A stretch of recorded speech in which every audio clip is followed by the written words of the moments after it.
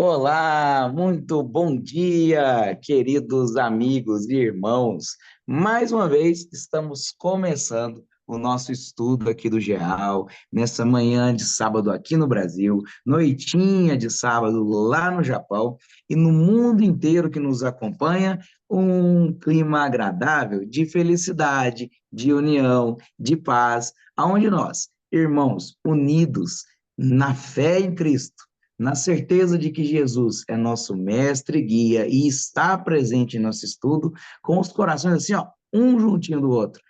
Desejamos um excelente estudo para todos nós. Para quem já está aqui comigo conectado e vai participar aqui da, desse momento, estudando junto com a gente, sejam muito bem-vindos a esse nosso encontro de luz, paz e união.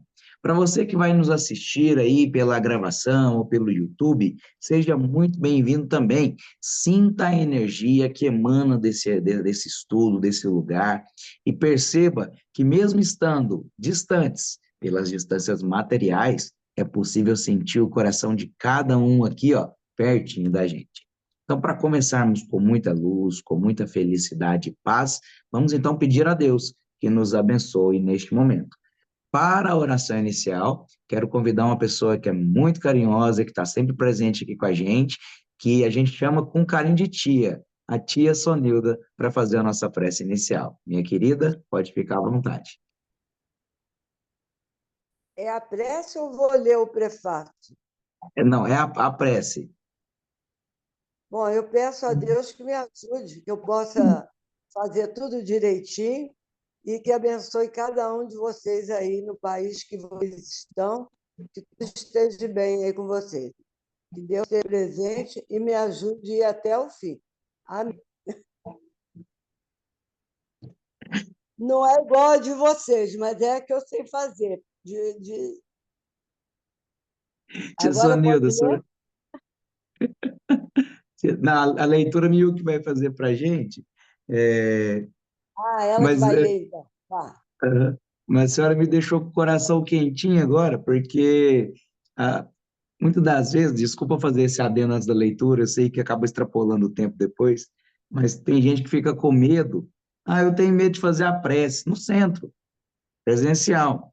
E a senhora acaba de fazer para milhões de pessoas que vão assistir na posteridade e para muitos espíritos a prece mais linda que a senhora poderia ter feito, que é aquela que E vem do coração, a que vem do coração, vem lá de dentro, e quando a senhora fala assim, ó, que Deus me ajude, dê força para terminar e abençoa todo mundo que está aqui, a prece mais poderosa que podia ser, que é o que eu sempre brinco, né? A prece mais poderosa é aquela prece de uma mãe pelo filho, e a senhora fez na função de nossa tia, a prece por todos nós. Obrigado, tia Sonilda. tá bom, tá bom. Agora eu Só desligo lembrando, o microfone, né? isso, só para não ter perigo de ter ruído, sem problemas. Já já a gente chama para comentar também. Tá bom. Agora, continuando, depois da prece da tia Sonilda, que deixa a gente assim com o coração quentinho de verdade, é muito bom ter esse jeitinho, né, no nosso encontro aqui, é maravilhoso. Continuando, o capítulo 28 do Evangelho segundo o Espiritismo, a coletânea de preces espíritas, já estamos bem avançados nesse capítulo, já quase terminando o Evangelho, mas ainda falta alguns sábados e alguns encontros, então vamos juntos. Hoje, o item 57, por um agonizante. E a nossa leitora oficial, Luciane Milk, vai fazer a leitura por todos nós. Então vamos lá, hoje é por um agonizante. A agonia é o início da separação da alma do corpo. Pode-se dizer que neste momento o homem tem um pé neste mundo e um no outro. Essa passagem é às vezes difícil para aqueles que se prendem à matéria e viveram mais apegado aos bens deste mundo do que aos do espírito, ou cuja consciência está agitada pelos desgostos e remorsos. Ao contrário, para aqueles cujos pensamentos elevaram-se em direção ao infinito e se desligaram da matéria, os laços são menos difíceis de romper. E, nesse caso, os últimos momentos da vida terrena nada têm de dolorosos. A alma está ligada ao corpo apenas por um fio, enquanto no outro caso prende-se a ela por grossas amarras. Em todos os casos, a prece exerce uma poderosa ação benéfica no momento do desencarne. Sugestão de prece. Deus, poderoso e misericordioso, eis aqui uma alma que está prestes a deixar o seu corpo para retornar ao mundo dos espíritos, sua verdadeira pátria. Que o possa fazer em paz, que vossa misericórdia se estenda sobre ela. Bons espíritos que a acompanhaste na terra, não os abandoneis neste momento supremo. Dai-lhe a força para suportar os últimos sofrimentos que ela deve passar na terra para o seu adiantamento futuro. Inspirai-a para que ela se arrependa de suas faltas nos últimos clarões de inteligência que lhe restam, ou que possa vir a ter momentaneamente. Dirigi meu pensamento de modo a tornar-lhe menos difícil o trabalho da separação, para que, ao deixar a terra, ela leve consigo as consolações da esperança. Deixo, então, para o nosso amigo Jefferson Cunha. Obrigado, Nilke, pela leitura.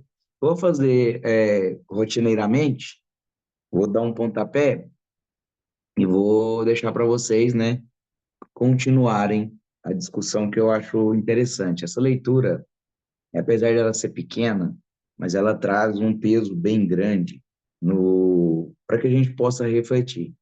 Então, eu vou fazer uma parte mais alusiva, mais figurativa, e depois eu vou deixar a cargo do Adalberto ir mapeando dentro da doutrina tudo que eu vou falar, todas as pontas soltas que eu vou deixar, ele vai mapear dentro da doutrina, a função dele vai ser essa. Mas eu queria que a gente pudesse imaginar primeiro. Sempre que a gente tem dificuldade, sempre que um assunto é difícil de ser falado, de ser interpretado, vale muito a pena que a gente pense um pouco e tente colocá-lo numa forma prática de entendimento. Então, vamos pensar o seguinte: quem de nós, todos que estão ouvindo, vamos ver essa pergunta para a gente pensar aqui, ó, no quietinho aqui do nosso cérebro. Quem de nós que já não foi para uma viagem de férias, talvez à praia, talvez à montanha, talvez numa fazenda, mas uma viagem de férias daquelas mais relaxantes, nos lugares mais lindos possíveis. Totalmente fora da rotina, fora do costume, da correria, do trabalho excessivo, maçante e cansativo. Todos nós aqui já tivemos um momento assim. É muito bom quando a gente chega. E aí, quando a gente fica lá uns dias, a gente começa a dar uma saudadezinha de casa. Ah, a comida aqui é boa, mas a que a gente faz lá em casa é boa também. Ah, tá muito bom aqui, mas a minha caminha lá em casa é tão mais confortável. E a gente começa a preparar para ir embora. Os primeiros dias foram muito felizes. Os do meio, dependendo do tempo que você ficar naquele passeio, começa a ficar já com gostinho de voltar para casa. Mas o último dia, o dia de colocar as malas no carro, é um dia muito triste. Porque você começa a pensar assim, ó, não, poderia ficar aqui mais um dia, olha que paraíso, principalmente se você for praia, que aí você olha assim, podia ficar aqui mais um dia. Podia parar de trabalhar lá, tipo, viver com coisa mais simples, né? Parar de querer pintar o cabelo, parar de querer ter luxos, mordomias, vender coco aqui na praia, vender miçanga, né? Vender colar, vender é, coisas artesanais aqui na praia e ficar aqui. Olha o cara da barraquinha, quanto ele tá feliz, ele tá rindo. Começa a bater aquela sensação de, ah, eu poderia. Ah, mas teve um passeio que a gente não fez. Podia ter feito. Vai ficar para a próxima. E a gente vai embora. Aquela sensação acompanha a gente durante a viagem toda. Mas quando a gente chega em casa, aí a gente chega em casa tem a caminha da gente. Se você deixou seu animalzinho de estimação com alguém para cuidar, você vai ver ele e fala: Nossa, que gracinha, tinha muito tempo que eu não via. Se às vezes tinha alguém, algum colega, um melhor amigo, você vai encontrar ele no outro dia no trabalho e vai contar da viagem e vão estar felizes. E aí acaba aquela melancolia do querer ficar. Esse é o primeiro exemplo. O segundo exemplo é, pensa numa situação em que um pai O filho dela precisa ir para outra cidade para estudar. E ele está organizando a mala para morar a primeira vez sozinho. Qual será que é a sensação no coração dessa mãe? Porque aquele filho não vai mais morar no leito dela. Vai ficar distante, principalmente se a cidade for longe, ele ter que visitar ela só de 3 em 3 meses, ou de 6 em 6, ou uma vez no ano. Como será que está o coraçãozinho dessa mãe? Será que ele está feliz? Ela tenta ficar feliz, porque o filho dela está indo estudar, está indo crescer na vida, está indo ser alguém. Mas, ao mesmo tempo, ela tem uma tristeza muito grande de que, eu não vou poder proteger tão de perto meu filhinho. E o coração dessa pessoa, né, que está indo para morar fora? O coração tem um pedaço de felicidade que, eu vou estar livre, eu vou poder fazer o que eu quiser, eu vou aprender a ser responsável, vou dormir a hora que eu quiser, não vou ter que dar satisfação para ninguém. Do outro lado está assim, ó, eu não vou ter minha mãezinha para fazer comida, para me esperar com tudo pronto, tudo organizado. Fica uma parte também de uma certa agonia e aflição. 2 pontos, certo? Por fim, e última imaginação que a gente vai fazer. Já parou para pensar? Pensa quem usa óculos. Não vou falar quem usa óculos, não, porque óculos aqui, por exemplo, só 3 estão usando, no 4 com a Neide, o resto todo mundo estamos sem óculos. Eu não vou usar óculos, não, vou falar do celular. Vou falar de celular. Pensa que o celular está presente na vida da gente agora em todos os momentos. Todos os momentos. E a gente, às vezes, não lembra o quanto ele é bom para a gente, o quanto a gente usa ele. Mas experimenta hoje sair de casa e deixar o celular em cima da mesa. A primeira coisa que você vai fazer na garagem já é bater a mão no bolso para cadê o meu celular? Aí, supondo que você fala, não, ficou lá, deixa lá. Aí, no meio do caminho, alguém te fala assim, oi, tudo bem? Quanto tempo que eu não te vejo, Eliana? Eu troquei de número, anota aí. Ai, não tô sem celular. Esqueci meu celular em casa. Aí, no outro lugar, nossa, que paisagem bonita, queria tirar uma foto. Mas eu não trouxe o celular. Todos os momentos, só vai lembrar que eu larguei o celular em casa. Não vai ter passeio, não vai ter felicidade, porque todo momento eu tô lembrando, eu deixei o celular em casa. Porque eu só percebo quanto algo é importante na minha vida quando eu não tenho ela. Mas, Jefferson, por que a gente fez esses 3 paralelos para poder entender o porquê é preciso ter uma oração por um agonizante?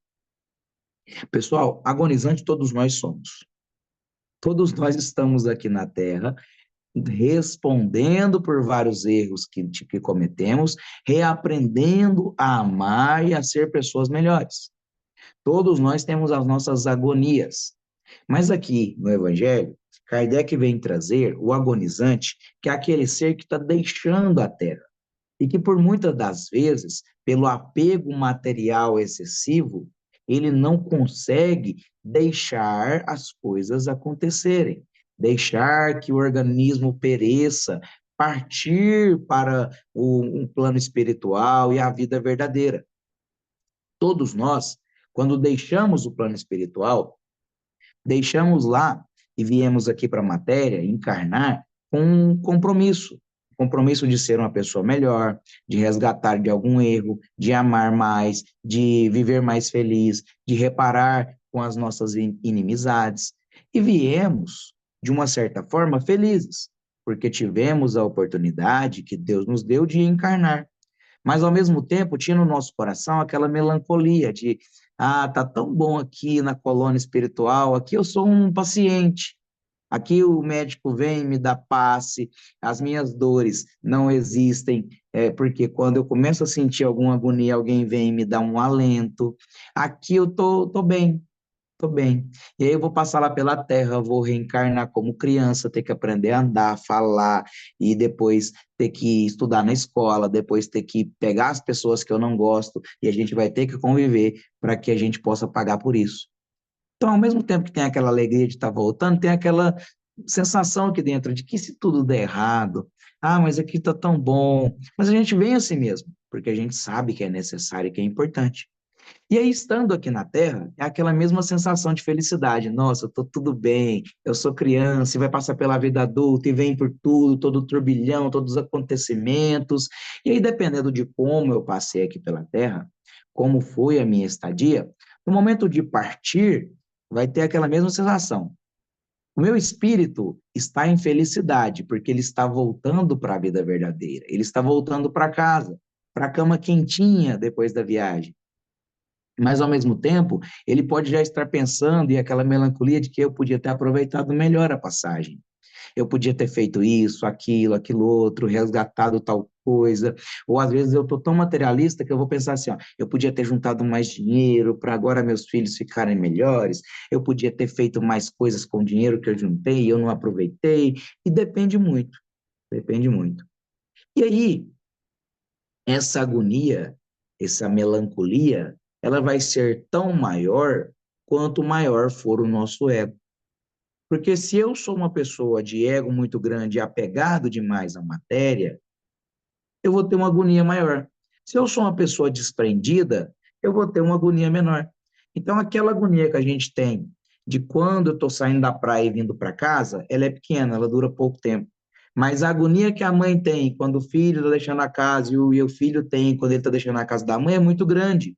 Por isso que eu comparei essas duas questões. Porque é como se fosse aquele cara da praia, aquele que não é apegado, aquele que está tudo bem, dá uma agoniazinha. Não é porque a pessoa já não é materialista, não é porque ela já está se preparando para o desencarne, que ela talvez não passe por uma agonia.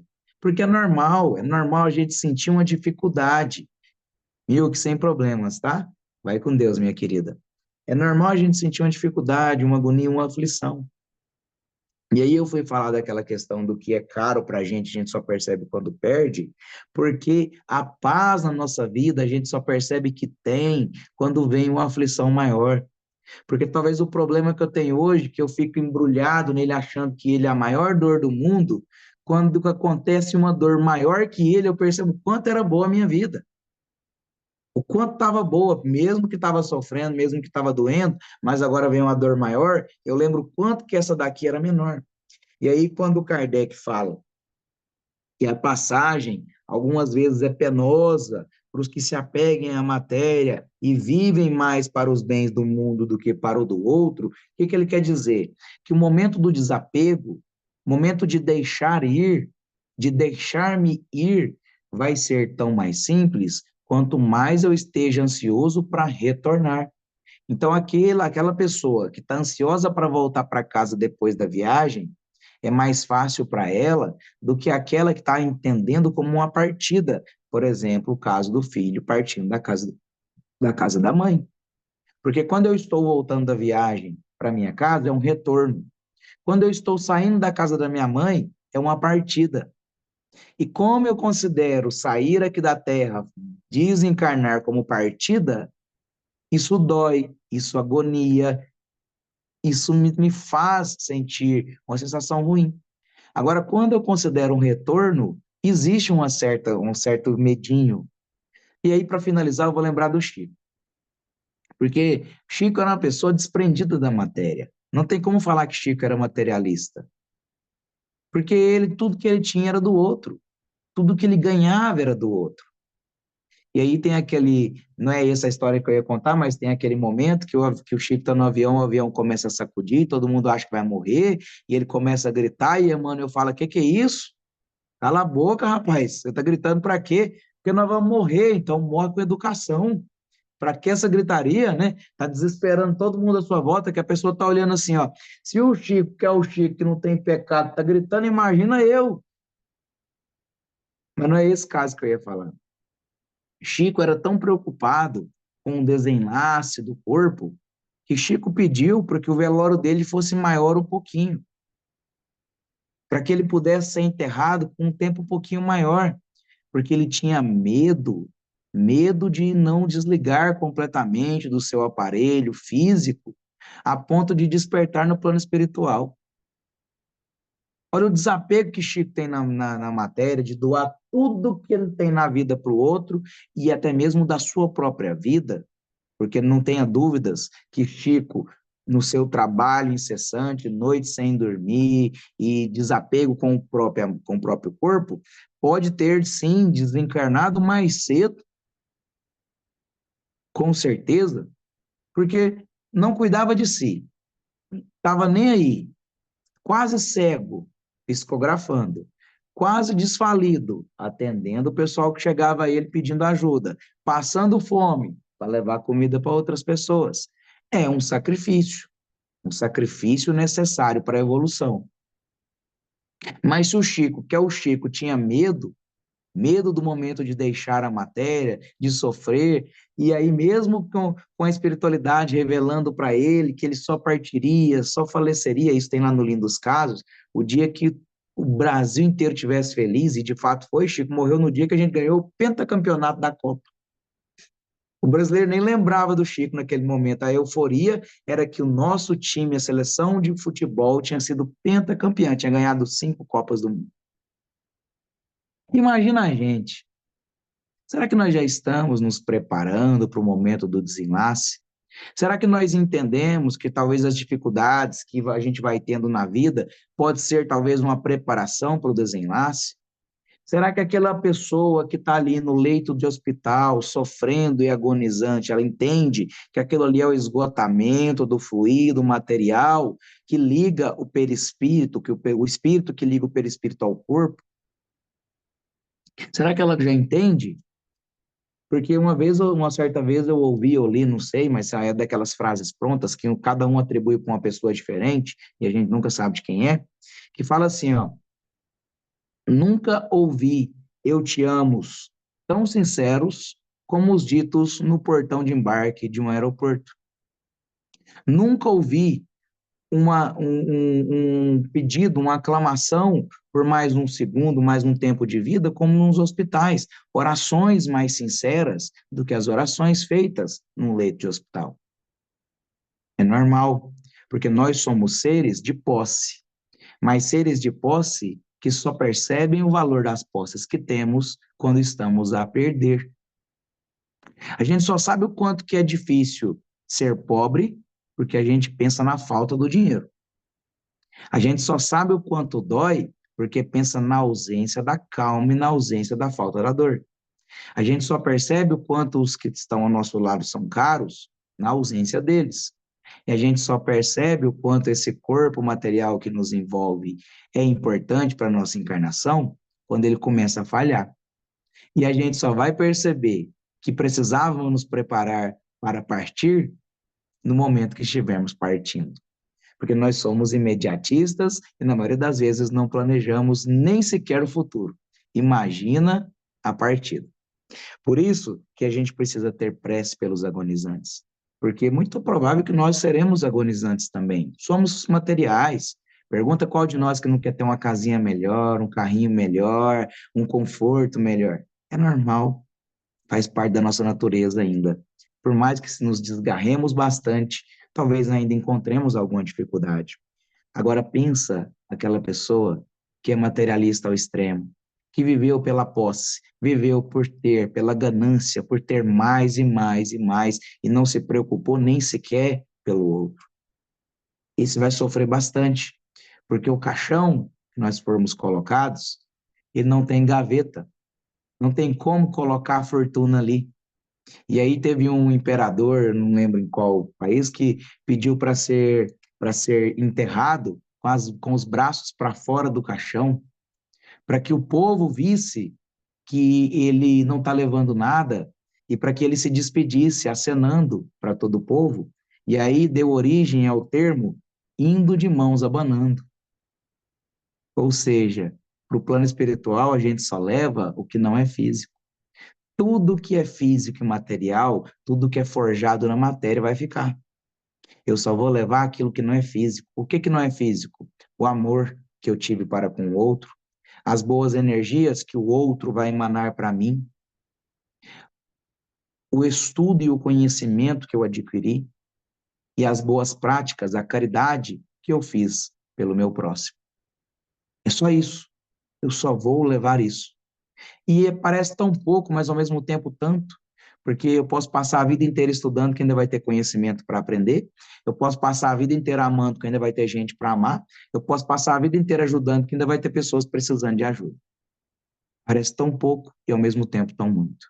E agora, eu já vou partir para outra pessoa, porque eu já ocupei tempo demais, desculpa, toda vez eu faço isso, eu falo que eu falo pouco e falo muito, porque depois o Adalberto vai amarrar cientificamente através do Evangelho e do Livro dos Espíritos, tudo que eu estou dizendo. Mas aí, fiquem à vontade, gente.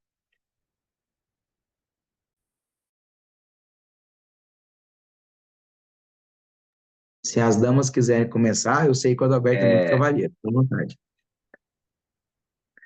Olha, a respeito da passagem, do sofrimento, às vezes as pessoas perguntam, Alberto, você tem medo da morte? Eu falo assim, olha, medo da morte, isso está lá no céu e inferno. Isso que tem aqui, ó, céu e inferno, segunda parte, o passamento. É um clássico do espiritismo. Todo espírita que vai fazer uma palestra, ele lê, ele tem tudo marcadinho, né? Aqui está o meu livro, O Céu e o Inferno, e olha, é um espetáculo. Eu coloquei um aí para vocês no chat, uma coisa que eu gostaria que a Neide lesse para nós aí no chat, Neide, para ficar bem claro o que diz lá no Céu e Inferno. Lê para nós aí, Neide. É o passamento, o livro é o Céu e Inferno, né? No chat aí, aqui, ó, onde está escrito. Isso. Lê para nós aí. A Neide está abrindo lá, Adalberto. Você falou um negócio aí que eu lembrei de uma frase. Você tem medo de morrer? Não, não tem não. Tá preparado? Tô. Então vamos agora? Não, deixa eu ficar aqui mais tempo, mais ou menos assim, né? Fala assim, medo de morrer eu não tenho, eu tenho medo da passagem. Vou ler, hein? Por que eu tenho medo da passagem, Neide? Passamento... Sabe por quê, Neide? Porque Kardec diz assim no céu e inverno, no céu e o inferno.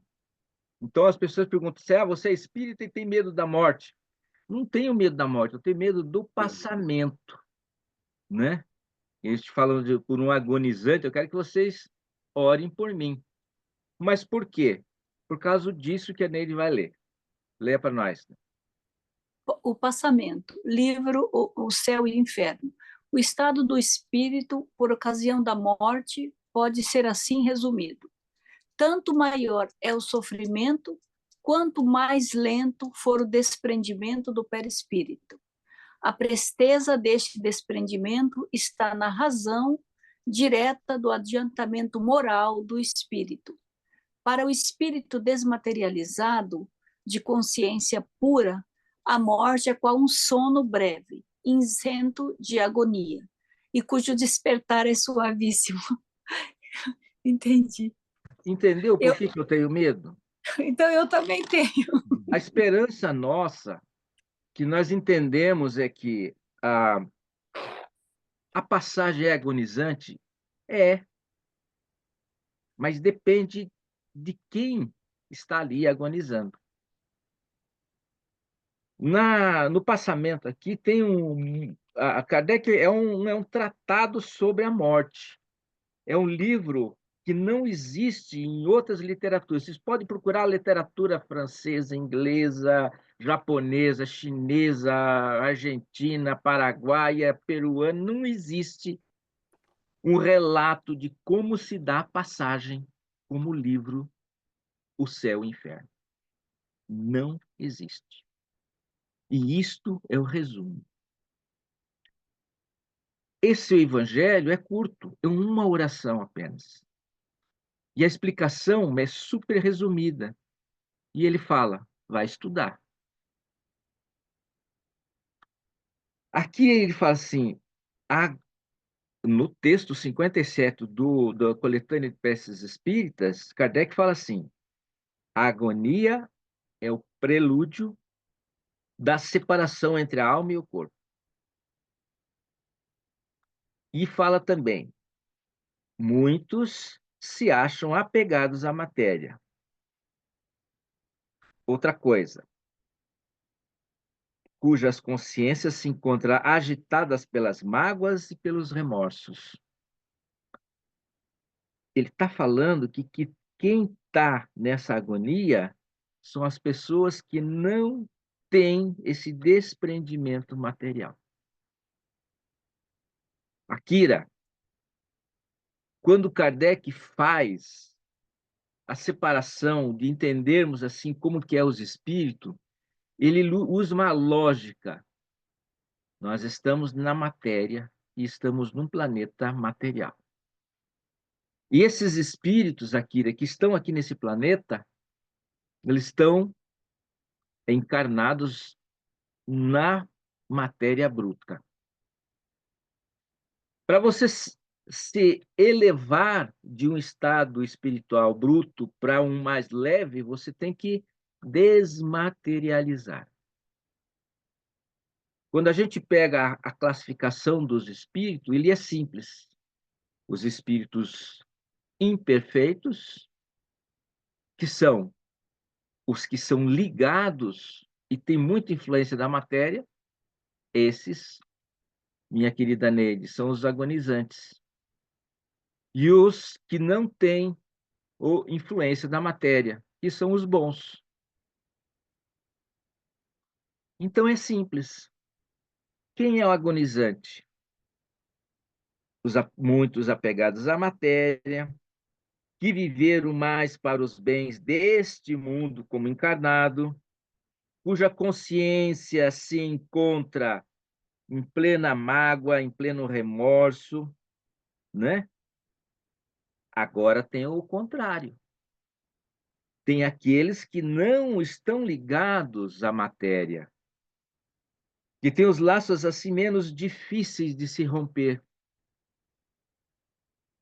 E aqui no texto ele fala, para o espírito desmaterializado, de consciência pura, a morte é um sono leve. Neide, olha o medo que eu tenho. Eu não sei se eu tenho essa alma leve. Por quê? Porque eu acho que ainda falta fazer alguma coisa.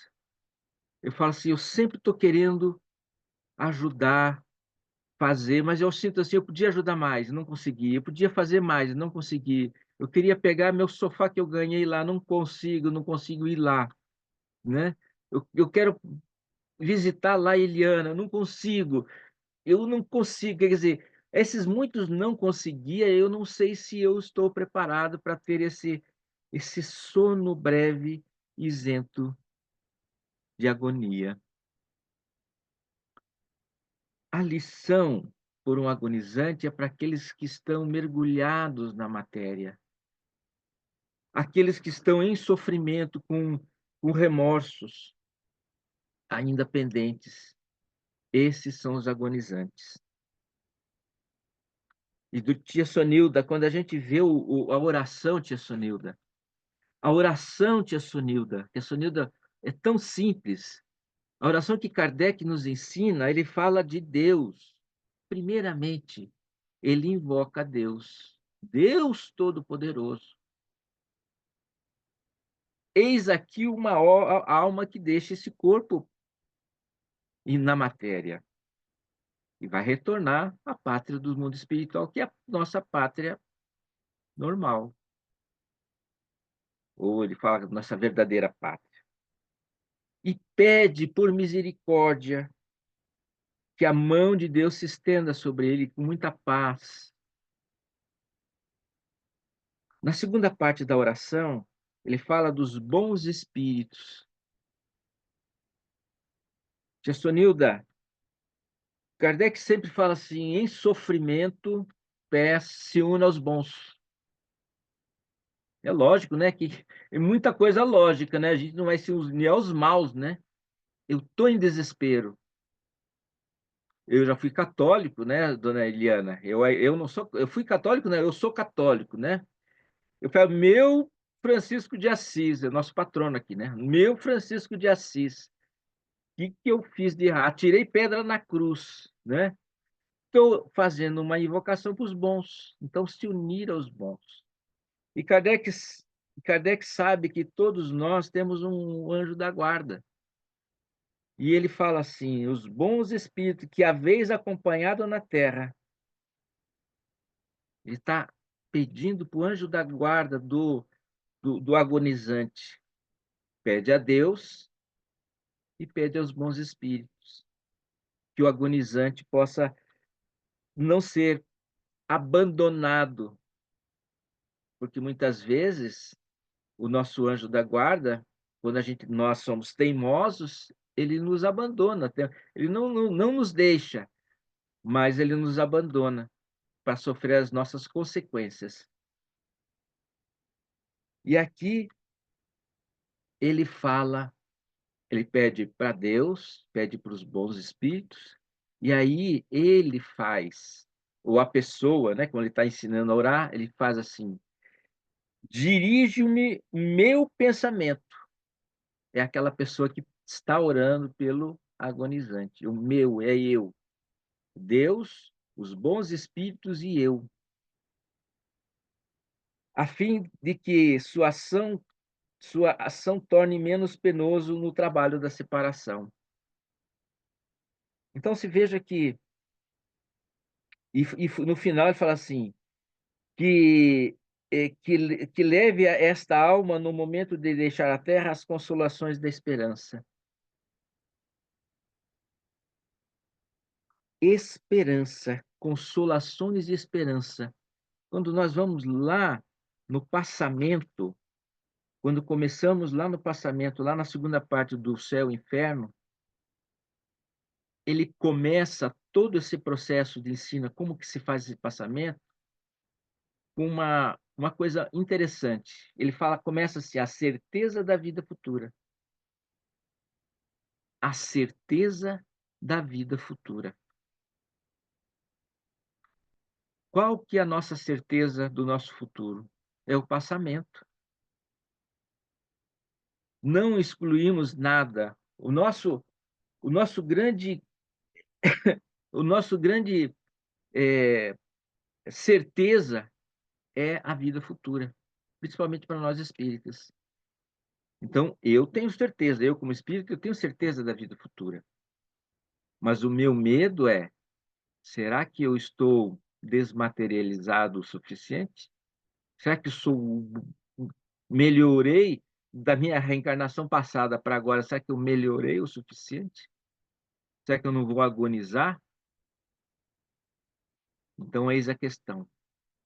Sofrer vai depender, como diz aqui, o adiantamento moral.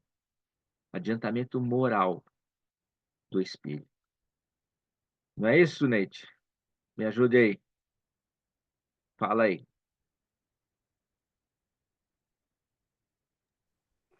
Eu posso compreender, porque eu acho que eu também sou assim. Eu não me considero ainda preparada. Não tenho medo da morte, né? Igual você disse. Mas tenho medo. No me amor de morir. Não, né? Porque assim, ó, eu não me considero apegada em nada material. O Akira me conhece. Assim, eu não tenho assim apego numa joia, não tenho. Mas eu tenho um apego que é dos meus filhos. Ai, se eu morrer, meus filhos, entendeu? Quer dizer, e da minha cachorrinha. Então, significa que eu ainda tenho que trabalhar muito essa parte em mim. Então, como você disse, a gente é espírita. Ah, nós não tem medo de nada. Não, né, Adalberto? Você acabou de falar agora. A gente tem sim, porque a gente não é perfeito. Só aquele espírito perfeito que já superou tudo, seja do material, do pessoal, tudo, ele vai desencarnar, como disse lá, como um sopro, não vai nada, né? E vai lá para o lado espiritual maravilhoso. Mas a Neide, se desencarnasse hoje, eu ia dizer, como está o Akira, meu marido? Será que está tudo bem? Ai, como que está o meu filho? Ai, será que o Akira está chorando? Entendeu? Eu ia estar apegada. Quer dizer, não ia ser uma passagem tão tranquila, não é verdade? Então,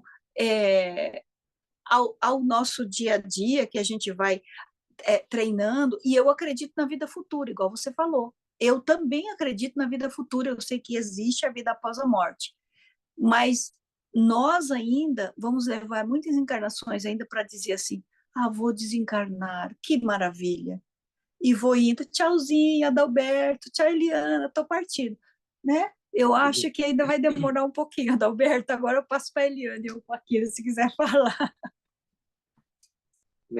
La muerte, la verdad que yo pienso que si uno entendiera la verdad, comprendiéramos lo que es la muerte, no tendríamos miedo. Acho que no. Acho no. Yo pienso sí. Porque si somos conscientes de la muerte, aprenderíamos a vivir, ¿no? Como no sabemos lo que es la muerte, no comprendemos lo que es la muerte, no sabemos vivir. Entonces vivimos apegados a la materia, ¿no? Y eso nos atrapalla, ¿no? O nos atrapa, ¿no? Y nos hace, pero es parte de nuestra evolución también, ¿no? Por eso que estamos aquí en este planeta, ¿no? Porque acá existe la dualidad, ¿no? Lo positivo, lo negativo, ¿no? Femenino, masculino, ¿no? Entonces eso es, en verdad es parte de Dios, ¿no? Todo es Dios, ¿no? Entonces eso es un proceso que nosotros tenemos que aprender, ¿no? Comprendiendo lo que es la muerte, podemos vivir, pasar a ser infinitos, ¿no? Bueno, somos infinitos, o inmortales, perdón, somos inmortales, ¿no? Pero no comprendemos ainda. Sabiendo los evangelios, ainda no comprendemos, al menos yo no comprendo ainda. Entonces, comprenderlo, yo pienso que comprender es, entender es, por decirlo así, es la teoría, ¿no? Pero comprender es cuando ya lo practicas, cuando ya lo vives. Eso para mí es comprender, ¿no? Y eso es, no es fácil. ¿Por qué? Porque uno tiene que controlar los pensamientos y el ego, ¿no? O sea, en verdad, ¿no? Porque el ego no es malo tampoco, porque el ego es que nosotros aprendemos, ¿no? El ego, de verdad, es nuestro espíritu, ¿no? Pienso yo, ¿no? Es el espíritu, ¿no? Entonces, si yo no, como espíritus tenemos conceptos, ¿no? Que es la teoría, ¿no? Y la materia tenemos lo que es la práctica, ¿no? Encarnados. Entonces, encarnados vamos a vivir lo que tenemos como conceptos, ¿no? Lo que es bueno, lo que es malo, ¿no? Porque si yo lo tengo en conceptos nada más, qué cosa es malo y qué es bueno, ah, esto es malo, ah, esto es bueno, pero si yo no lo vivo, yo no voy a saber qué es. Entonces, en la materia es que uno aprende, ¿no? Por eso que Dios es Dios, ¿no? Eu queria. Dios es Dios. Você terminou, não? Si pasa la palabra. Não, eu queria falar só uma coisa que eu fiquei pensando, sabe? Olha como o Evangelho segundo o Espiritismo é. Ele coloca várias preces para um nascimento, para uma pós-morte, e vai colocando para aqueles espíritos endurecidos, para os sofredores, para aquele que amamos. E ele coloca hoje, que nós estamos estudando, por um agonizante. Por quê? Porque a espiritualidade superior sabe que todos nós somos agonizantes ainda, que todos nós nasceu ainda. Então, todas essas preces que está aqui é porque nós precisamos dela, por isso que foi colocada no Evangelho segundo o Espiritismo. Senão ele não ia colocar uma prece por um agonizante, porque a espiritualidade sabe que quando desencarnarmos, todos nós agonizaremos de alguma maneira, seja, igual eu disse, a falta de um filho, ou de uma mãe, ainda, senão não tinha prece, tinha prece para aquele que não agoniza, foi feliz. Eu não sei se o Jefferson ficou bem assim. Faz sentido, Jefferson? Neide, você falou um negócio e me lembrou, acho que foi em 2019, antes da pandemia, bem antes da pandemia, nós fomos eu, Dona Lúcia e mais o grupo de assistência nosso, nós fomos fazer evangelho na casa de uma senhora, lá em Oizumi, e o marido dela estava com câncer terminal. E nós fazemos o evangelho, estava passando por um momento difícil, a gente rifou uma bicicleta, fizemos lá na hora, lá a rifa da bicicleta e tudo mais. E tentamos ajudar da melhor maneira possível, conversando com ele sobre a morte, falando da espiritualidade e tudo mais. E nós voltamos, fomos para casa, voltamos, nós morávamos em Isesaki na época. Uma semana depois, a senhora liga para nós irmos para cremação, né? No Japão, para cremar o nosso amigo lá.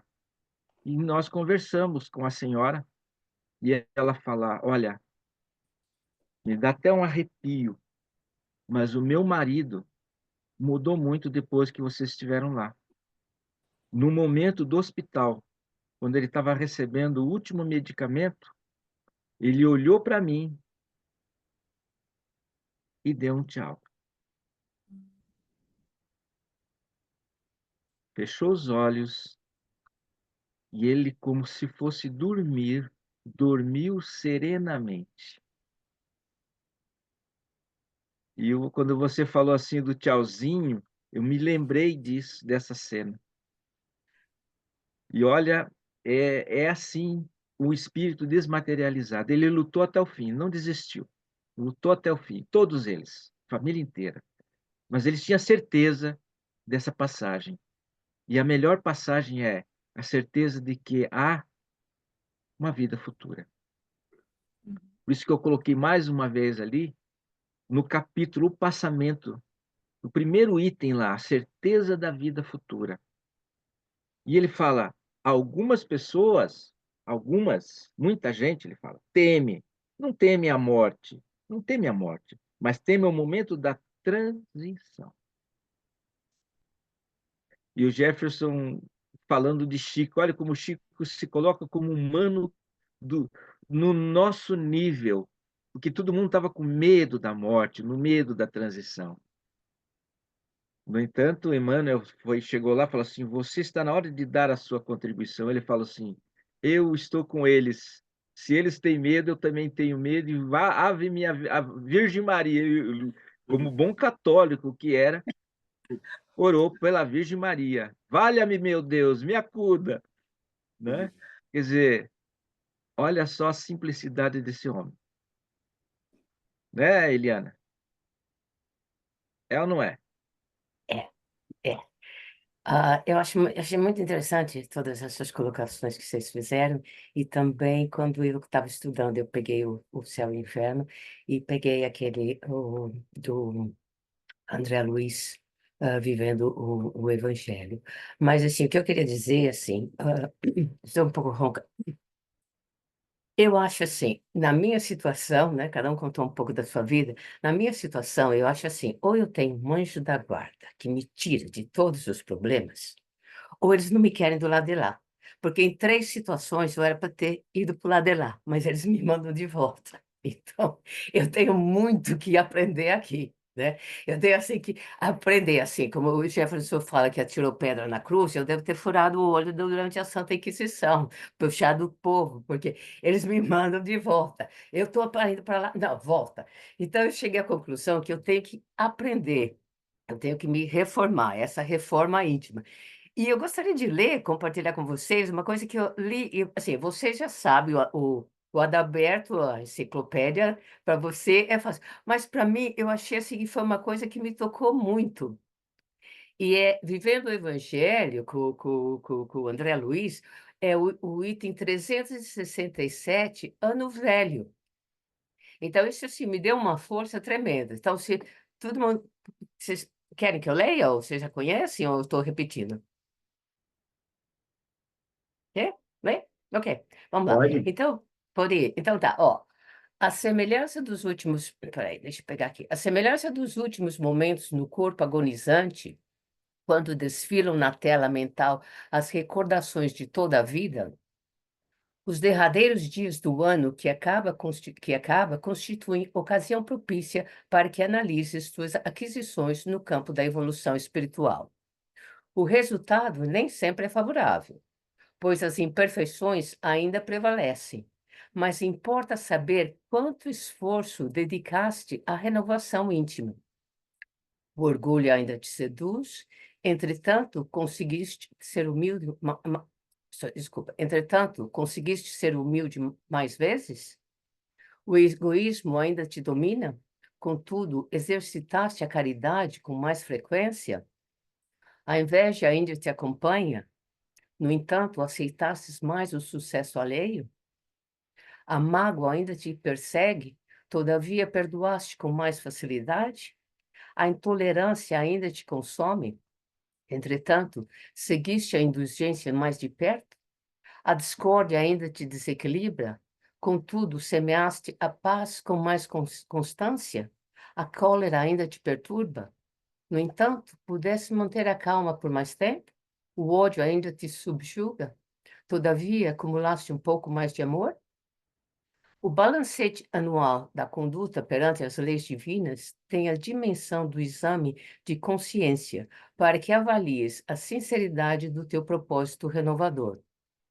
O ano novo é a promessa de mais avanços no território da alma, mas o ano velho é o registro indelével daquilo que realmente fizestes em termos de progresso espiritual. Valoriza, pois, as horas enquanto permaneces atado aos compromissos da reencarnação, realizando o trabalho digno e aprimorando as qualidades interiores na certeza de que tem imenso proveito qualquer iniciativa de trilhar o caminho do bem. A mudança de ano na Terra significa o passar do tempo. Não depende de ti, requer simplesmente a troca da folhinha. Entretanto, a passagem para o mundo espiritual, serena ou atribulada, tem tudo a ver contigo, porque o calendário da evolução é permanente e te acompanha na jornada eterna, revelando ao final de cada experiência no corpo físico se cumprisse corretamente os desígnios de Deus ou se apenas brincastes de viver. Então, assim, achei esse texto assim super interessante. Então, assim, para mim, todo dia é um ano novo. Então, a gente começa um ano, né? Cada dia é um outro, como se fosse um ano novo. Você começa e vai. Então, você é aquela história eu faço analogia no fim do ano. Todo mundo tem as suas resoluções de fim de ano, né? Então, eu vou fazer isso, vou fazer aquilo. E a gente não faz. Então, eu acho assim que, em vez de pensar em termos de ano, a gente tem que pensar em termos de dias. Então, você acorda, você agradece por estar vivo, você agradece por estar por aqui, e aí você vai, mais uma vez, pensar na sua reforma íntima, né? Eu vou me melhorar. Aí termina o dia, você conseguiu algumas coisas, não conseguiu outras, mas, assim, essa é a reforma. E isso, eu acho assim, se eu entendi bem, é o que prepara a gente para aceitar essa transição que a gente vai fazer. Assim, como eu disse, eu era para ter morrido já 3 vezes, mas eles não me querem do lado de lá, então eu sei que eu tenho que fazer coisa aqui, eu tenho que aprender a melhorar o que eu fiz no passado, porque eu não sei inteiro. Então, é assim, cada dia é um ano novo, que a gente tem que começar se melhorando, a reforma íntima, né? Então, a cada dia é uma coisinha, não precisa ser uma grande coisa, porque assim, às vezes é como resolução de fim de ano. Ah, eu vou parar de fazer isso, vou fazer aquilo, vou fazer aquele outro. Mas não faz, né? Então, assim, pequenos passos de formiguinha para a gente vai se aprimorando. Assim, foi isso que eu entendi dessa passagem aqui. Adalberto, falei besteira? Não, falou besteira não, porque a lista é grande. André Luiz traz uma lista grande para que nós possamos fazer a nossa reflexão diariamente. Todo dia, né? Todo dia a gente está fazendo a nossa reflexão, né? A reforma íntima. A reforma íntima. Mudar, A lista, mudar, o que gente. que é? É a inveja, Já. a, o amargor, a intolerância, né? A inimizade, a indulgência, a cólera, o ódio. Ele Egoísmo. coloca cólera e ódio, eu acho que deve ter diferença, né? Cólera e ódio, né? Então a lista é enorme, Né? né? O orgulho, a inveja, que Inveja. são o primeiro da lista. Então, É, quando a gente notamos, né, tia Sonilda?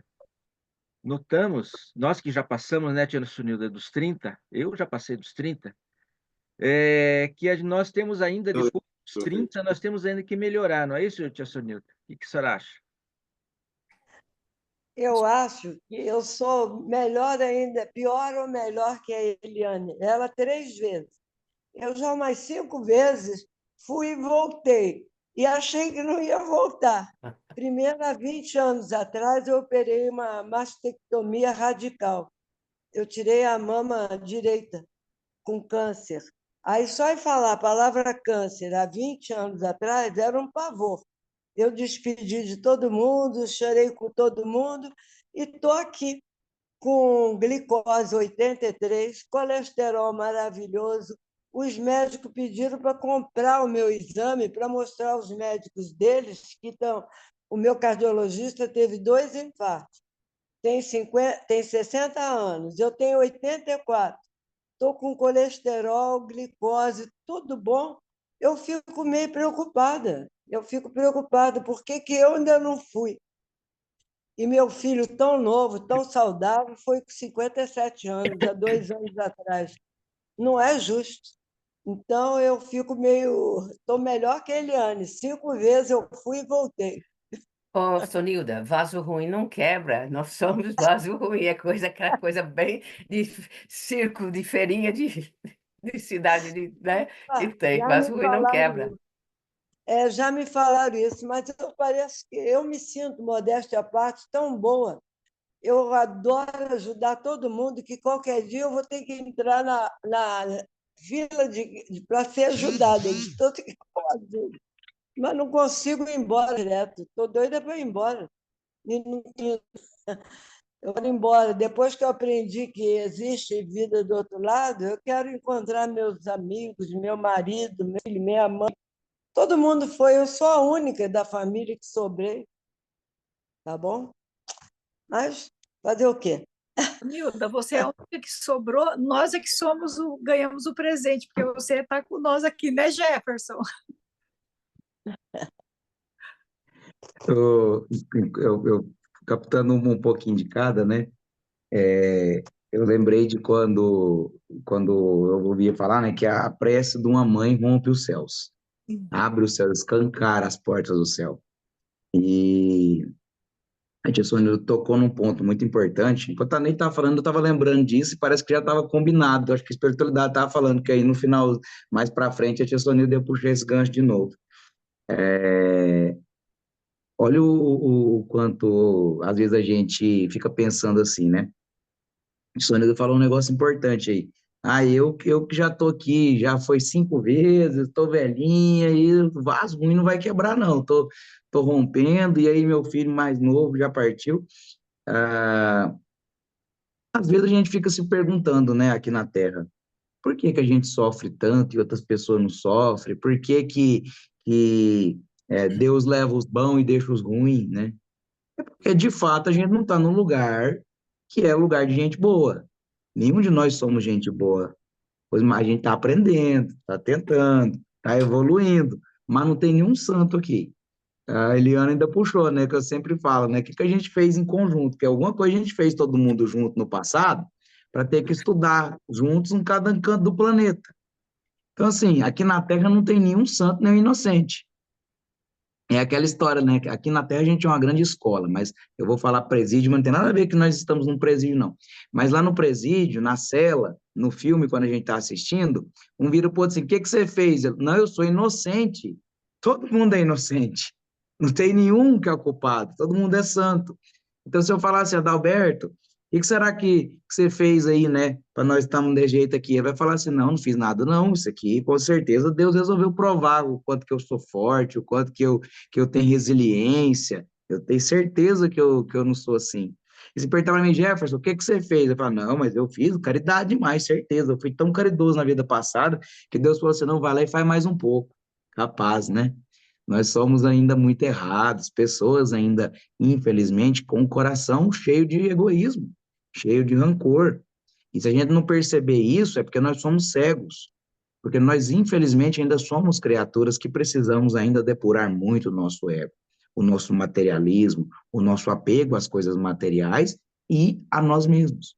Então, nesse processo, como a Neide frisou, né, todos nós somos agonizantes, que a gente saiba, voltando lá no capítulo 5 do Evangelho segundo o Espiritismo, que a gente saiba que todas as nossas dores são reflexos das nossas escolhas, e todos os destinos são devidos aos caminhos que tomamos durante a jornada.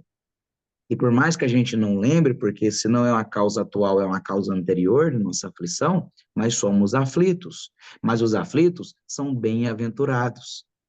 Bem-aventurados porque Deus nos deu a oportunidade do sofrer, a oportunidade de aprender pelo sofrer, porque valoriza-se mais. Porque muitas das vezes nos foi dada a oportunidade pelo amor. E aí não quisemos, não entendemos, fomos falhos. Agora é a hora da oportunidade pela dor, porque a dor é uma escola maravilhosa. A dor é uma escola tão maravilhosa que você pegar um menino pequeno, eu não tenho filho, mas vocês que já tiveram filhos, você pegar uma criança de 2 para 3 anos e falar para ela, ó, não coloca o dedo aqui no forno que está quente, porque queima, ela não está nem aí. Ela não sabe o que é queimar. Ela vai simplesmente falar assim, ah, mamãe boba, eu sei de tudo. E aí, o dia que você descuidar, ela vai pôr a mãozinha no forno quente, e aí ela vai queimar. E aí ela vai chorar absurdo, vai ficar vermelhinho, vai dar bolinha, vai ficar chorar absurdo. Mas aí nas próximas vezes ela vai falar para você, mamãe, não pode pôr a mão aqui, porque queima. Ela já tem a experiência agora. Antes, ela só tinha a teoria. E a teoria é muito fácil da gente questionar, porque nem sempre a teoria é a verdadeira. Nós aqui na Terra já acreditamos que o universo girava em torno de nós. Apesar que tem muitos aí que acreditam que o universo gira em torno do umbiguinho dele. Mas nós já acreditamos como sociedade que o universo girava em torno de nós. Depois acreditávamos que o universo girava em torno do nosso Sol. E aí descobrimos, ao passar do tempo, que existem inúmeros e incontáveis sóis. Que nós não estamos num lugar exclusivo, que existem vários outros planetas, universos e possibilidades. Então, a teoria, ela pode sim ser mudada, ela pode sim ser convertida, mas a prática, a experiência, essa é a mãe de qualquer teoria, porque aquela criancinha que pôs a mão no forno só vai pôr de novo se ela descuidar, porque por consciência própria, por vontade, ela não põe mais nunca, porque ela sabe que dói, ela sabe que queima. É por isso que Deus nos testa, é por isso que Deus nos permite o sofrimento, porque depois de passar pelo sofrimento, nós estaremos vacinados. É aquela vacina que dói quando aplica, mas que protege da doença. É para isso que a dor nos assola. É por isso que a gente está aqui. E a gente nunca sabe até que ponto que vai nossa dor e até quando ela é necessária. Por isso que eu não posso, por exemplo, que é o caso que a tia Sonilda estava falando, né? Por isso que eu não posso pegar e falar assim, ah, eu quero ir embora hoje, porque aí eu vou reviver todo mundo, vou ver todo mundo e vou partir agora. É por isso que a gente tem que ter mais um dia, mais um segundo, mais um milésimo, mais um sopro, porque eu nunca sei o quanto aquela dor que eu vivo naquele segundo vai ser necessária para eu não ter sofrimento no futuro. Eu trouxe esse pedaço porque nós estamos vivendo o mês de setembro. O mês de setembro é um mês considerado por muitos lugares, mas aqui no Brasil, então, nem se fala, como um mês de prevenção ao suicídio. E eu tenho feito inúmeras palestras a respeito desse tema, e ele, a cada vez que eu vou falar, surge alguma coisa nova na inspiração, surge alguma coisa nova em quem está assistindo, porque é um tema muito necessário. Porque despender da vida pela dor é muito fácil.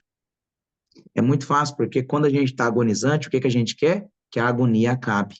Mas eu nunca sei o quanto que essa agonia é importante para o meu aprimoramento espiritual e moral.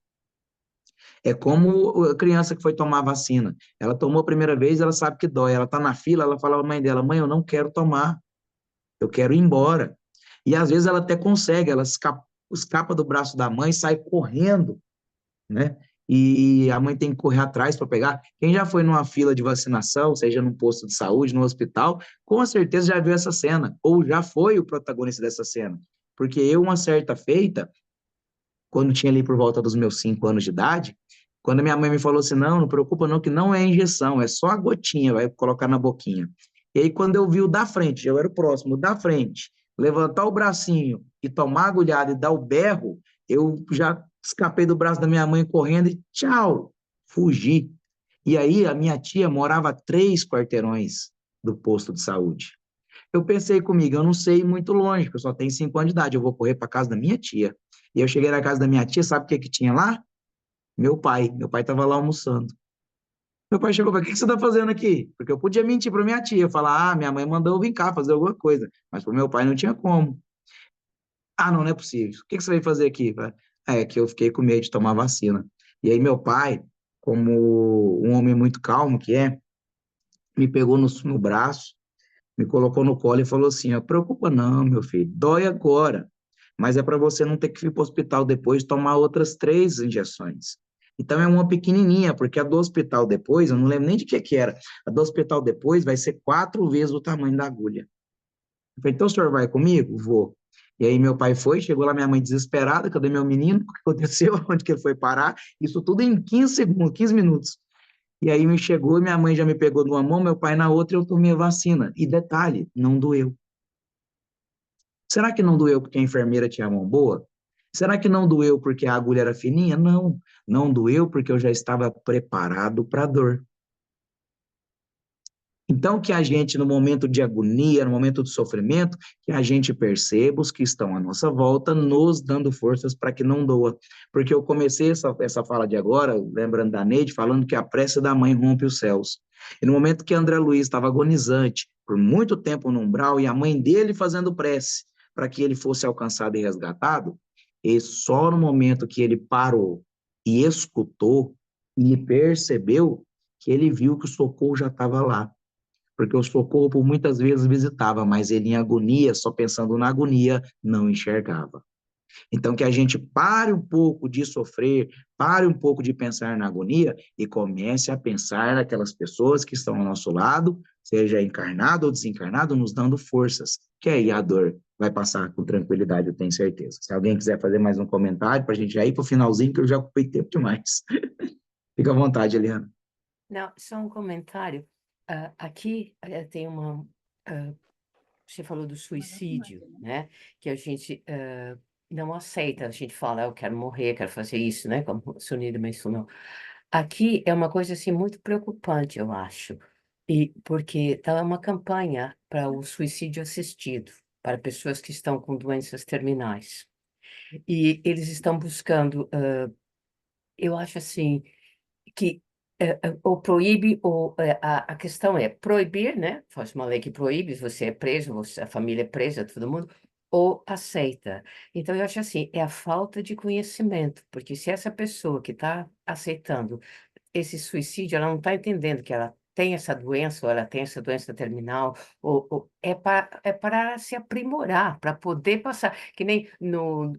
Estou assistindo de novo a Renúncia, o livro, né? Então, quando o irmão adotivo, né? Que ele sofre o acidente, né? E que ele aceita e não vai contra o dono dos cavalos, da carroça, né? Então ele fala para Alcione, veja, a minha mão, as minhas coisas. Então ele já ele entendeu que o sofrimento dele tinha uma razão e que ele conseguiu superar. Então ele estava indo. Então eu me pergunto, né? Assim, como essas pessoas que querem esse suicídio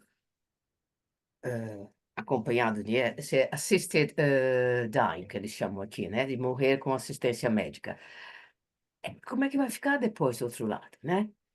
E essas pessoas que têm, e eu penso também, pessoas que dependem de outras para serem tratadas, e que pode ser a pressão que foi, não tenho dinheiro para continuar esse tratamento, não tenho isso, não sei o quê, eu vou optar pelo suicídio assistido. Vai complicar muito a vida dessas pessoas. Não sei. A última pergunta que eu faço. Adalberto, Jefferson, quem quiser explicar, eu acho assim que é a falta de conhecimento e não proibir ou não proibir. Se as pessoas tivessem conhecimento, elas não fariam isso, né? Aí, O conhecimento de alguma coisa não impede de nós ainda não conseguirmos evoluir moralmente. Kardec traz todo o processo do passamento, do desencarne, traz todo o processo da evolução dos espíritos, traz todo um processo de reencarnações. No entanto, na Índia, reencarnação é normal, todo mundo tem. O conhecimento da reencarnação, todo mundo tem.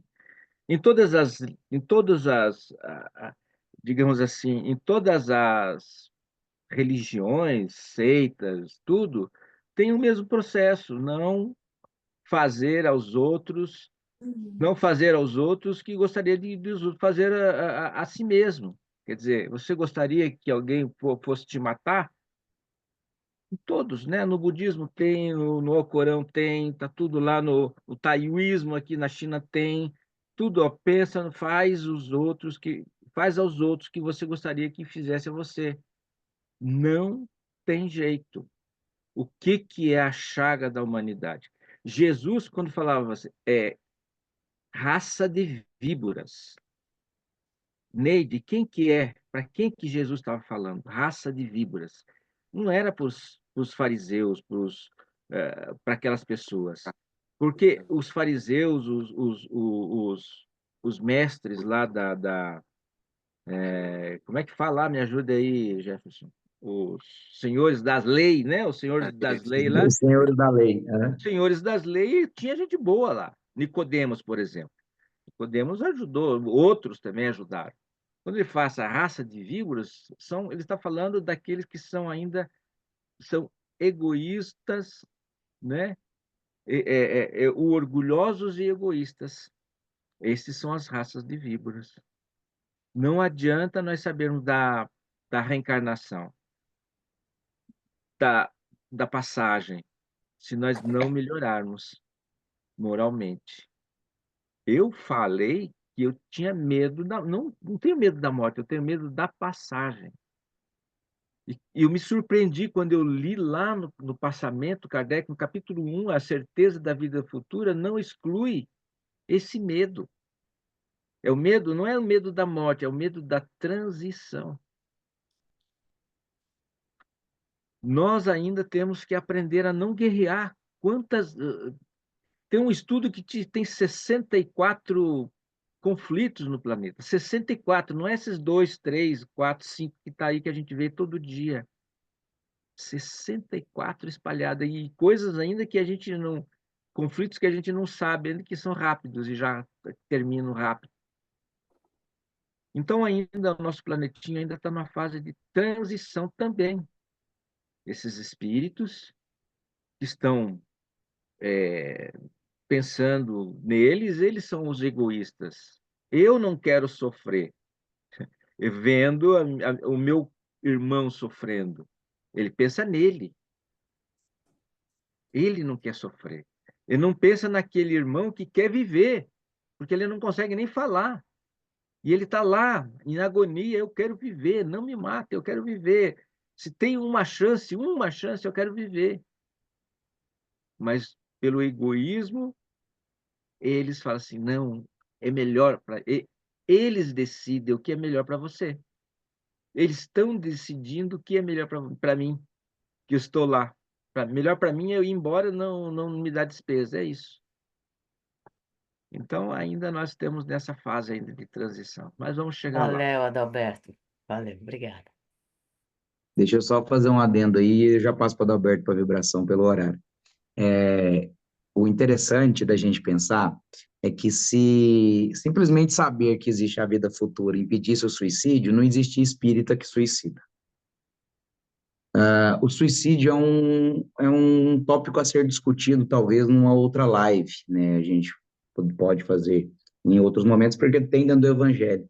Mas eu só toquei no ponto por causa da questão da importância do momento, das campanhas que tem em defesa da vida, mas o Adalberto falou uma questão interessante.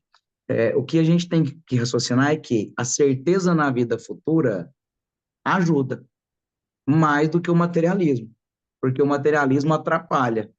O materialismo, por si só, como doutrina, favorece que eu desista.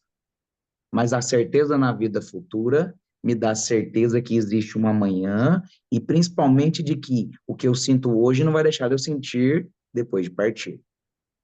Que as dores que eu carrego, se eu não extrapolar, ou seja, se eu não terminar com tudo que faz com que ela aconteça, eu vou continuar sentindo ela até que eu termine com tudo que faz que ela aconteça. Então, se eu pegar e colocar a mão lá no forno que vai queimar, enquanto eu não tirar, ela continua queimando. É a diferença que faz de mim, que só encostei e queimei um pouquinho a mão, e o frango, o pernil, o peru, que assou lá no forno e ficou pronto para comer. Então, nessa questão, né, e para quem estiver assistindo a gente, que simplesmente entenda que existe uma vida depois daqui, e nós continuamos sendo os mesmos depois que partimos, que a gente carrega daqui são as coisas boas que fazemos pelo outro e aquilo que é invisível, Então, se eu fiz coisas boas, eu carrego coisas boas. Se eu fiz coisas ruins, infelizmente, eu carrego coisas ruins. Infelizmente. Mas é o que a gente carrega. São as coisas invisíveis. Terceiro, sempre existe alguém para nos dar força, para nos acolher. Se a gente não está enxergando essa pessoa, que a gente comece a abrir os olhos de fato, porque à nossa volta deve ter alguém que nos vai dar força. Ah, mas meu esposo não me dá, meus filhos não me dão, meu pai e minha mãe não me dão. Vai para um amigo, vai para uma pessoa, vai para alguém. Vai para um centro de ajuda humanitária, algum lugar alguém vai te dar força. Ah, se eu não tenho ninguém na encarnação para me dar força aqui na Terra, vai para o céu. Que ali a gente tem Jesus, a gente tem nosso mentor, a gente tem Maria, a gente tem Deus, que nos dá força, nos ampara e protege, e não desiste nunca da gente.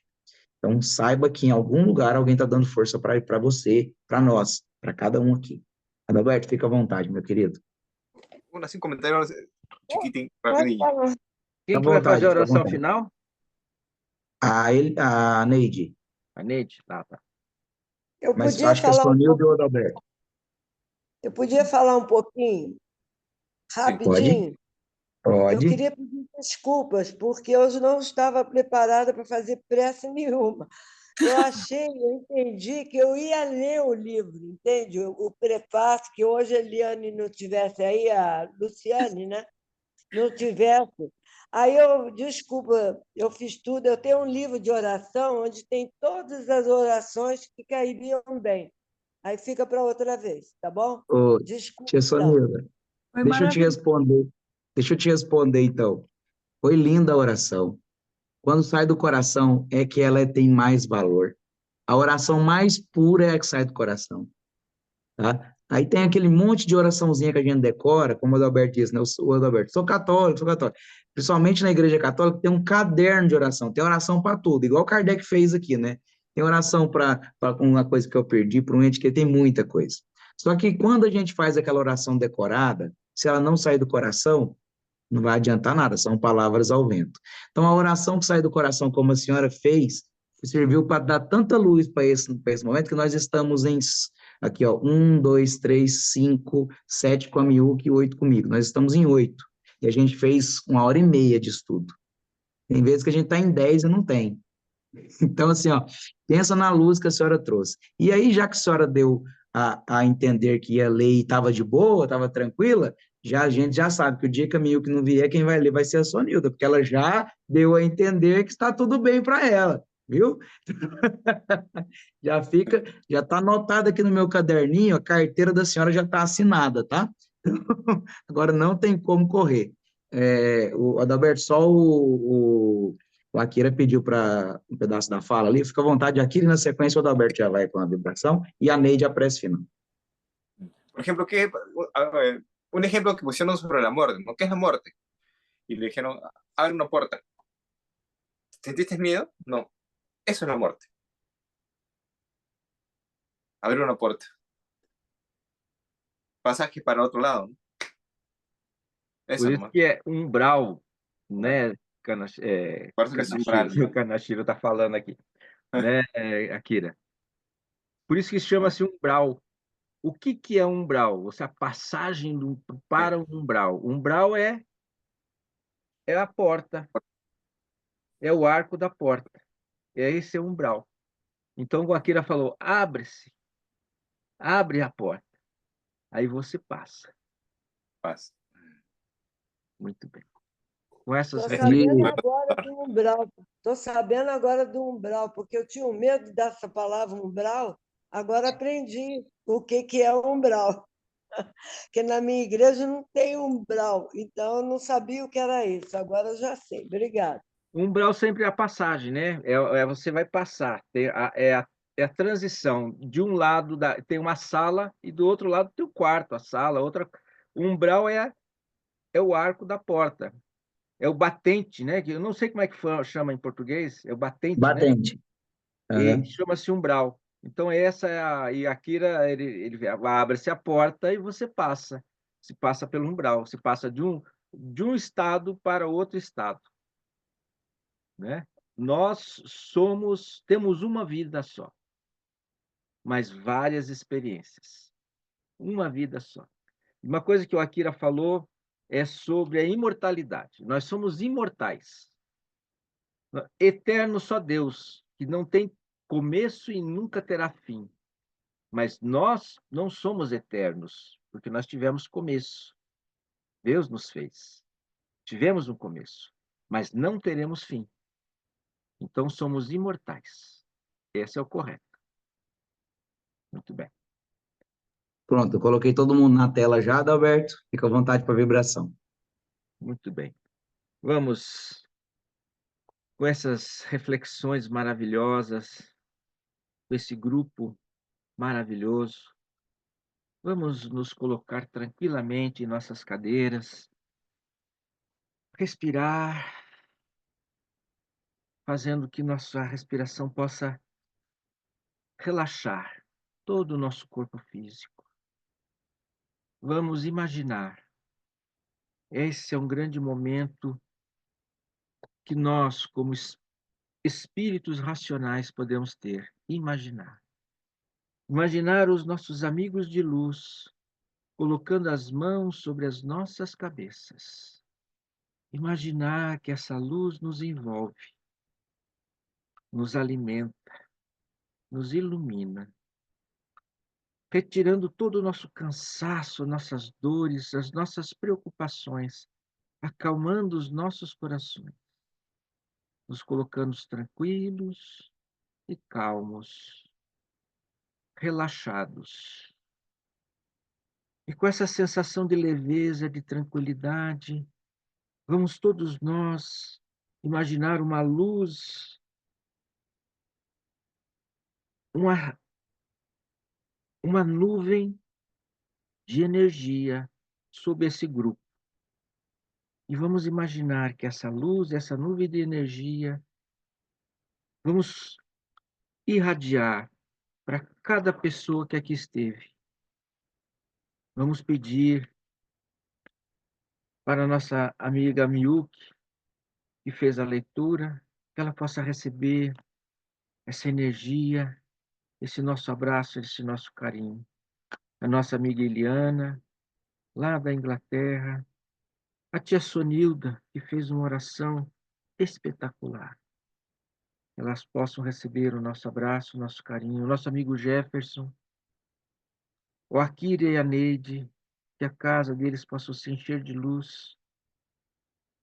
A nossa amiga Alice, o Vitório, a Melvi, o Henrique Fukuda e todos aqueles que a gente não lembra o nome, que não puderam se conectar conosco hoje. Todos eles possam receber o nosso abraço, o nosso carinho. Pedimos pela Rosemary e o Ano, pelo Kazuo Onishi, que está passando por um momento de ansiedade lá no Brasil, está com tendência ao alcoolismo, que os amigos da espiritualidade possam acalmar o coração do nosso amigo Kazuo. Tudo vai dar certo, tudo passa. Pelo nosso amigo Yasui Kuya Yoshizato, de 89 anos, desencarnou semana passada, e os nossos amigos da espiritualidade possam recebê-lo com todo o amor e carinho. A Kelly Yoshizato, sua filha, que está passando por um momento difícil pelo seu pai ter ido, que ela possa também ser atendida e que seu coraçãozinho possa ficar tranquilo. Shunaida Suemi Miura, ao Oscar Emílio Aquino, pelo Lucy Morizato, Flávia Ikeshi, Edson Ono e Cristiane Roberta Carvalho. E por todos aqueles que estão em hospitais, com tratamentos difíceis, que os médicos possam ser orientados para o melhor tratamento possível. A todos aqueles que estão em desespero, com pensamento suicida, que os nossos anjos da guarda possam orientar os anjos da guarda de cada um, não os abandonem, e possam sentir-se abraçados e consolados. Não estão sozinhos. Pedimos pelos homeless, pelos sem-tetos, pelos encarcerados. Não estamos aqui para julgar ninguém. Que os encarcerados possam se arrepender. Pedimos pelos nossos pais encarnados e desencarnados, pelos nossos filhos que estão no Japão, pelos nossos filhos que estão no Brasil, em outros países, pelos nossos filhos desencarnados. Pedimos pelos nossos irmãos, pedimos pela nossa casa, porque hoje é o nosso evangelho no lar. Que a nossa casa possa se encher de luz em todos os cômodos, na sala, no quarto, na cozinha, embaixo, em cima, que a nossa casa possa ser a casa do caminho, a luz na escuridão, o nosso castelo, o nosso refúgio, onde que nós possamos descansar o nosso corpo espiritual e o nosso energizar o nosso corpo espiritual e restabelecer o nosso corpo material. Que nós possamos sentir o abraço de Deus, de Jesus, dos bons amigos espirituais. E que esses amigos espirituais possam fortalecer a nossa amiga Neide, que fará a nossa reflexão final. Que todos possam estar em paz. Graças a Deus. Arigatou.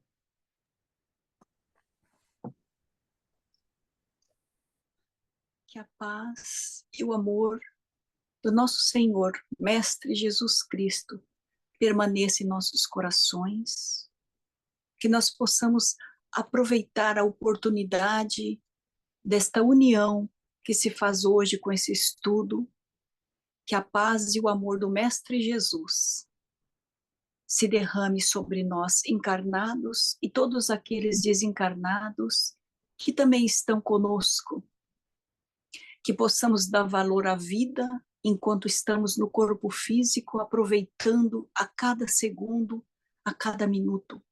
O hoje é o nosso melhor dia, que agradeçamos com muita alegria a dádiva da vida.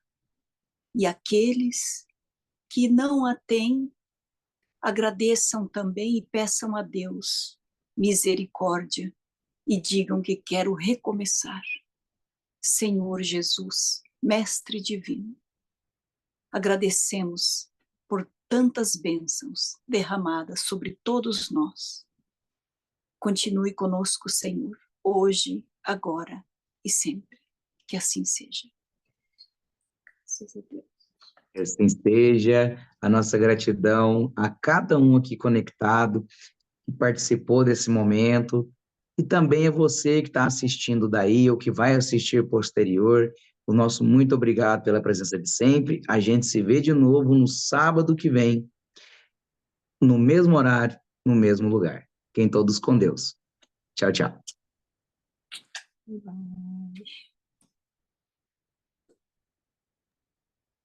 Muito bom. Arigatou, gente.